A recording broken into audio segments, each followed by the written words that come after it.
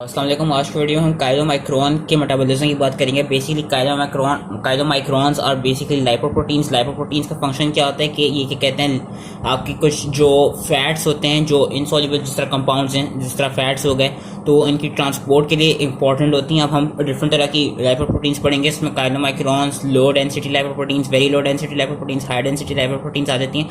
होता है क्या, इसमें ये चीज़ याद रखनी है, जो काइलोमाइक्रोन है ये सबसे लार्जेस्ट क्या कहते हैं लाइपोप्रोटीन होती है। एंड जितनी बड़ी लाइपोप्रोटीन होगी ना उतनी कम डेंसिटी होगी। जिस तरह काइलोमाइक्रोन की सबसे कम डेंसिटी होती है, लेकिन सबसे बड़ी लाइपोप्रोटीन्स यही होती हैं। और जो हाई डेंसिटी लाइपोप्रोटीन्स हैं ये सबसे छोटी होती हैं, पर सबसे ज़्यादा डेंसिटी इनकी होती है। एंड होता है कि काइलोमाइक्रोन्स का फंक्शन क्या है, काइलोमाइक्रोन्स बेसिकली जो एक्सोजीनस टैग्स होते हैं, जो आप डाइट में अपनी टैग्स लेते हैं फैट्स को, उनको ट्रांसपोर्ट कराती हैं डिफरेंट पेरिफेरल टिश्यूज में। तो ये काइलोमाइक्रोन्स का फंक्शन है। काइलोमाइक्रोन्स में याद रखनी, काइलोमाइक्रोन्स में हाईएस्ट फैट कंटेंट होता है।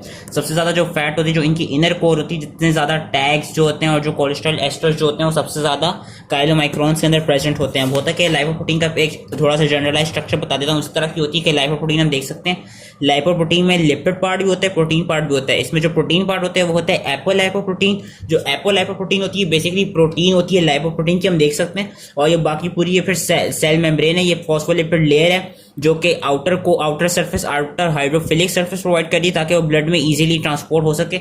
इनर जो कोर होती है, इनर कोर में टैग्स होते हैं, कोलेस्ट्रॉल एस्टर्स होते हैं जो कि आपके लिपिड सोल्यूबल कंपाउंड्स जो कि इनर होते हैं। आउटर में फॉस्फोलिपिड होते हैं और नॉन एस्टरिफाइड कोलेस्ट्रॉल्स होते हैं जो कि हाइड्रोफिलिक स्ट्रक्चर प्रोवाइड करते हैं। अब इसी तरह की काइलोमाइक्रोन होती है। काइलोमाइक्रोन में मैंने कहा कि जो फैट कंटेंट है वो सबसे ज्यादा इसी में होता है और सबसे लार्जेस्ट होती है वो काइलोमाइक्रोन होती है, सबसे कम डेंसिटी वाली। होता है क्या, काइलोमाइक्रोन अभी सिंथेसाइज का होती हैं, ये सिंथेसाइज होती हैं स्मॉल इंटेस्टाइन्स में। स्मॉल इंटेस्टाइन्स के अंदर ये सिंथेसाइज होती हैं। होता है क्या है कि जो स्मॉल इंटेस्टाइन्स होते हैं, जो उनके म्यूकोजल सेल्स होते हैं, वहां पे अब अगेन इसमें लिपिड पार्ट होता है और इसमें प्रोटीन पार्ट होती है। जो इसकी प्रोटीन इनमें सिंथेसाइज होती है और ये नेसेंट अपनी इनएक्टिव फॉर्म में सिंथेसाइज होती हैं।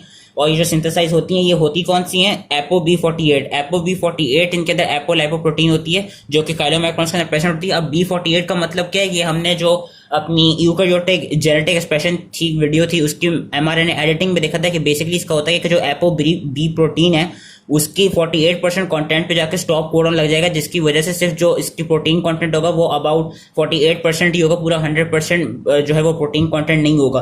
और यही चीज उन्होंने दिखाई हुई कि ApoB48 इज नेम्ड बिकॉज जो एंड टर्मिनल होता है वो 48% प्रोटीन होती है जो कि ApoB की जीन जिसको इनकोड करती है। और 48% प्रोटीन क्यों होती है, क्योंकि होता है क्या कि जो पोस्ट ट्रांसक्रिप्शन एडिटिंग होती है उसमें अगेन साइटोसिन की जगह यूरेसिल लग जाती है, जिससे होता है स्टॉप कोडॉन एक बन जाता है, जिसकी वजह से इसकी जल्दी वो जिसकी जो जीन है वो जल्दी इसकी ट्रांसक्रिप्शन और ट्रांसलेशन खत्म हो जाती है। तो खैर बस इसमें लेकिन ये याद रखना है आपने कि इसमें ApoB48 होती है और ये अपनी इनएक्टिव फॉर्म में होती है।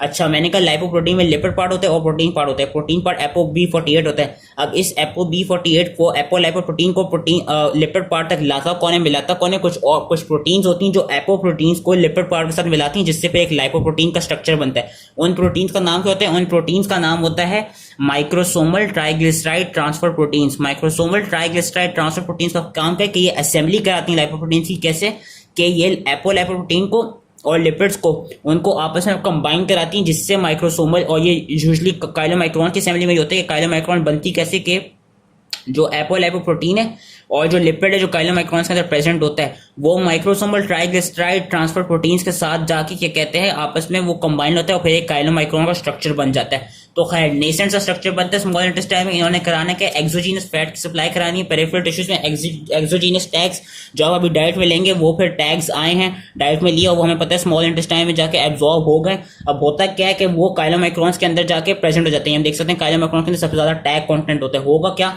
अब intestinal mucosal cell secrete nascent TAG rich chylomicrons produced from dietary exogenous lipids. ठीक है, ये काइलोमाइक्रोन्स बन गए जो कि उनमें क्या कहते हैं एक्सोजीनस टैग इन्होंने ट्रांसफर करना है। होगा क्या, जैसे ही सर्कुलेशन के अंदर प्रेजेंट होगी काइलोमाइक्रोन पे आगे कुछ और एपोप्रोटीन्स आएंगी जो कि इसको एक्टिवेट कर देंगी। ये नेसेंट फॉर्म थी, इनएक्टिवेट फॉर्म थी। अब जैसे ही इसके पास ApoC2 और ApoE आएगी, ApoC2 और ApoE आएगी कहाँ से, ये आएगी HTL से। HTL बेसिकली काइलोमाइक्रोन को ApoC2 और ApoE देगी, जिससे जो नेसेंट काइलोमाइक्रोन है वो फिर अपनी एक्टिवेटेड फॉर्म में हो जाएगा। अब होगा क्या, काइलोमाइक्रोन जैसी कैपिलरीज के थ्रू गुजर रही होगी वहां पे एक एंजाइम होता है जिसका नाम होता है लाइपोप्रोटीन लाइपेस। ये आपको ये कहते हैं जो पेरिफेरल टिश्यूज हैं उसके साथ जो कैपिलरीज होती हैं वहां पे प्रेजेंट होते हैं, जैसे स्केलेटल मसल्स हो गए, कार्डियक मसल्स हो गए, एडिपोस टिश्यूज हो गए, वहां पे ये प्रेजेंट होती है। उन कैपिलरीज के अंदर एक लाइपोप्रोटीन लाइपेस एंजाइम होता है। होता क्या है कि जो काइलोमाइक्रोन की ApoC2 होती है, ApoC2 बेसिकली वो जो लाइपोप्रोटीन लाइपेज है उसको एक्टिवेट कराता है। जैसे ही ApoC2 लाइपोप्रोटीन लाइपेज को एक्टिवेट करा देता है, उससे होता क्या है, उससे आपकी जो अंदर के टैग्स थे वो फिर हाइड्रोलाइज हो जाते हैं। लाइपोप्रोटीन लाइपेज टैग्स को क्या कहते हैं, हाइड्रोलाइज कर देता है फ्री फैटी एसिड्स में, ग्लिसरॉल में। एंड यहाँ उन्होंने एडिपोस टिश्यू में दिखाया हुआ है। अब एडिपोस टिश्यू में क्या होगा कि जो उसने फ्री फैटी एसिड्स हाइड्रोलाइज किए वो free fatty acids adipose tissue Uptake कर लेगा, और ये फ्री फैटी एसिड्स फिर एडिपोस टिश्यू में जाके ग्लिसरॉल के अपना एडिपोस टिश्यू में जाके फिर टैग्स बनाएंगे, और फिर वो अपनी क्या कहते हैं उसको जो टैग्स आप ले रहे हैं डाइट में, वो एडिपोस टिश्यू का काम क्या होता है कि वो टैग्स को स्टोर करने के। तो जो फ्री फैटी एसिड्स चलेगा ये जाके टैग को स्टोर कर लेंगे। अब एडिपोस टिश्यू ग्लिसरॉल क्यों नहीं लेंगे, क्योंकि हमने पढ़ा था जो ग्लिसरॉल काइनेज होता है वो सिर्फ लिवर के पास होता है, एडिपोस टिश्यू के पास नहीं होता है। इसलिए ग्लिसरॉल जो है वो डायरेक्टली लिवर में चला जाएगा, वो ग्लिसरॉल काइनेज से कन्वर्ट हो जाएगा डाइहाइड्रोक्सी एसीटोन फॉस्फेट में। और ये कहते हैं ग्लिसरॉल काइनेज एंजाइम है बेसिकली, मतलब थ्रू फर्दर रिएक्शन वो डाइहाइड्रोक्सी एसीटोन फॉस्फेट जो उसने कंपाउंड बनाना था उसमें वो कन्वर्ट हो जाएगा। फिर उससे होगा क्या, वो आगे जाके ग्लिसरॉल की फेट्स कहेंगे। ग्लिसरॉल या तो आपका उसमें जा सकता है ग्लूकोनियोजेनेसिस में जा सकता है, या ग्लिसरॉल क्या कर सकता है, ग्लिसरॉल आपका चला जाता है उसमें, ये इस तरह ने दिखाया हुआ है। जो ग्लिसरॉल है, सॉरी मैंने गलत बता दिया था, ग्लिसरॉल काइनेज फिर ग्लिसरॉल ट्रिफॉस्फेट में कन्वर्ट होता है, फिर ग्लिसरॉल ट्रिफॉस्फेट कन्वर्ट हो जाता है डाइहाइड्रोक्सी एसीटोन फॉस्फेट में। अब ग्लिसरॉल या तो ग्लाइकोलिटिक पाथवे में जा सकते हैं, या ग्लिसरॉल क्या करते हैं क्योंकि ग्लूकोनियोजेनिक प्रिकर्सर भी, तो ये ग्लूकोज की प्रोडक्शन के लिए भी प्रेजेंट हो सकता है। तो और ये साथ में टैग्स भी बनाता है क्योंकि we know glycerol is part of TAGs. तो ये थी ग्लिसरॉल का फंक्शन। लेकिन हम यहाँ पे काइलोमाइक्रोन्स पढ़ रहे हैं। अब हुआ क्या कि ग्लिसरॉल निकल गया। अब जो काइलोमाइक्रोन थी वो थोड़ी क्या कहते हैं जो उसका स्ट्रक्चर होगा ना वो डिफरेंट हो जाएगा, क्योंकि अब उसमें से ApoC2 ने इसको एक्टिवेट कर दिया, इसके अंदर जो टैग्स सारे प्रेजेंट है वो निकलेगा, तो इसका स्ट्रक्चर छोटा हो जाएगा। और जैसे इसका स्ट्रक्चर छोटा होगा उसकी डेंसिटी बढ़ जाएगी। जब इसका स्ट्रक्चर छोटा हो जाएगा ना तो होगा क्या कि जो ApoC2 होगी वो वापस HDL के पास चली जाएगी जहां से उसने ली थी। अब HDL के पास ApoC2 चली गई है। हम देख सकते हैं इतना बड़ा काइलोमाइक्रोन से एक छोटा सा काइलोमाइक्रोन रेमनेंट रह गया। काइलोमाइक्रोन रेमनेंट के अंदर कोलेस्ट्रॉल एस्टर ज्यादा प्रेजेंट है, कोलेस्ट्रॉल ज्यादा प्रेजेंट है, और टैग्स कम है। टैग्स कम क्यों है, क्योंकि टैग्स जो है वो यहाँ पे लाइपोप्रोटीन लाइपेज से हाइड्रोलाइज हो गए फ्री फैटी एसिड्स और ग्लिसरॉल में। अभी काइलोमाइक्रोन रेमनेंट होगा क्या कि ये काइलोमाइक्रोन रेमनेंट वापस लिवर में चला जाएगा, और लिवर में चला जाएगा, वापस नहीं लेकिन चला जाएगा लिवर में, क्योंकि सिंथेसाइज स्मॉल इंटेस्टाइन से हो रहा था। अभी काइलोमाइक्रोन रेमनेंट जो है वो लिवर में जाएगा। लिवर पे एक जो क्या कहते हैं एंजाइम जो रिसेप्टर होते हैं, सॉरी वो रिसेप्टर क्या करते हैं, वो ApoB और ApoE के लिए ऑलमोस्ट सिमिलर होते हैं कि जो लिवर पर रिसेप्टर्स प्रेजेंट होंगे वो ApoB और ApoE को एक तरफ से रिकॉग्नाइज कर सकेंगे। तो होगा क्या, क्योंकि काइलोमाइक्रोन रेमनेंट के पास जो रेमनेंट है इसके पास ApoE भी प्रेजेंट है, ApoB भी प्रेजेंट है, तो होगा क्या ApoE या ApoB, यूजुअली ApoE अपने रिसेप्टर्स के थ्रू वो फिर एंडोसाइटोस हो जाएगा। एंडोसाइटोसिस होने के बाद जो काइलोमाइक्रोन रेमनेंट है वो जो लिवर के अंदर लाइसोसोमल एंजाइम्स प्रेजेंट होंगे जो कि एसिड हाइड्रोलेस होता है, वो इसको काइलोमाइक्रोन रेमनेंट को हाइड्रोलाइज कर देगा, फैटी एसिड्स में हाइड्रोलाइज कर देगा, इसको इस स्ट्रक्चर को हाइड्रोलाइज कर देगा अमाइनो एसिड्स में, और जो कोलेस्ट्रॉल प्रेजेंट है उसमें हाइड्रोलाइज कर देगा, और फिर वो जो कंपाउंड्स जो उससे निकलेंगे वो फिर अपने डिफरेंट मेटाबॉलिज्म में जा सकते हैं। तो ये पूरा था काइलोमाइक्रोन का मेटाबॉलिज्म के इससे बेसिकली हो क्या रहा है, फिर से एक दफा रिवाइज कर देते हैं।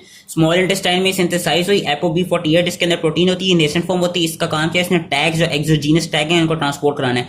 अब जैसे ये निकली सर्कुलेशन में वहां पे इसको HDL से ApoC2 ApoE मिली और ये अपनी एक्टिव फॉर्म में आ गई। अब कैपिलरीज में जो adipose tissue, cardiac muscles, skeletal muscles हैं, वहां की जो कैपिलरीज है वहां पे लाइपोप्रोटीन लाइपेज था जो कि ApoC2 से एक्टिवेट हुआ। लाइपोप्रोटीन लाइपेज ने क्या किया, टैग्स को कन्वर्ट कर दिया फ्री फैटी एसिड ग्लिसरॉल में। ग्लिसरॉल चला गया लिवर में जाके जिसका ग्लिसरॉल काइनेज के थ्रू ये फिर जो अपने डिफरेंट फंक्शन है ग्लाइकोलिटिक पाथवे में चला जाएगा, या ग्लूकोनियोजेनिक पाथवे में चला जाएगा, या फैटी या टैग की सिंथेसिस में free fatty acid adipose tissue utilise कर लेगा।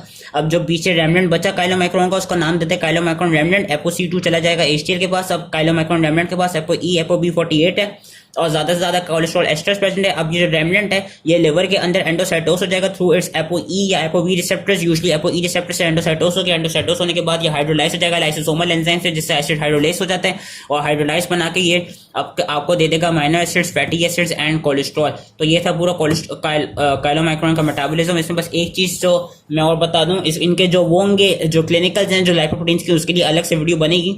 अब जो इसकी चीज मैं बताना भूल गया था काइलोमाइक्रोन में लाइपोप्रोटीन लाइपेज की, वो ये है कि लाइपोप्रोटीन लाइपेज की कुछ डिफरेंट आइसोफॉर्म्स होती हैं। अब होगा क्या, ड्यूरिंग वेल फेड स्टेट, यानी जब आपने ज्यादा खाना खाया हुआ हो तो उस स्टेट में जो एडिपोस टिश्यू वाला लाइपोप्रोटीन लाइपेज है ना जो एडिपोस टिश्यू की कैपिलरीज के साथ है, वो ज्यादा एक्टिवेट हुआ होगा ताकि वो जो आपने ज्यादा फैट लिया है उसको वो डाइजेस्ट करा के एडिपोस टिश्यू के अंदर लेकर आए और फिर वो फैटी एसिड्स वहां पे जाके स्टोर हो जाए अपनी फैट की फॉर्म में। तो हाई फैट स्टेट में होगा क्या कि जो एडिपोस टिश्यू वाला लाइपोप्रोटीन लाइपेज है वो ज्यादा एक्टिविटी में इंक्रीज होगा, वेयर एज स्टार्विंग की स्टेट में क्या होगा कि स्टार्विंग की स्टेट में जो स्केलेटल मसल्स होते हैं उनका जो लाइपोप्रोटीन लाइपेज है वो ज्यादा एक्टिवेट हुआ होगा ताकि जो आपके क्या कहते हैं ताकि उनको ज्यादा से ज्यादा एनर्जी मिल सके। फास्टिंग में क्या कहते हैं क्या होगा कि जो मसल वाला लाइपोप्रोटीन लाइपेज होगा वो ज्यादा सिंथेसाइज हो रहा होगा ताकि उनको ज्यादा एनर्जी मिल सके। Whereas high fat state में क्या होगा कि हाई फैट स्टेट में जो एडिपोस टिश्यू वाला लाइपोप्रोटीन लाइपेज है वो ज्यादा एक्टिवेट हुआ होगा ताकि जो एक्स्ट्रा फैट आ रहा है वो फिर एडिपोस टिश्यू में जाकर स्टोर हो सके। So that was it all related to chylomicron metabolism. I hope easily समझ में आ गया हो। Thank you.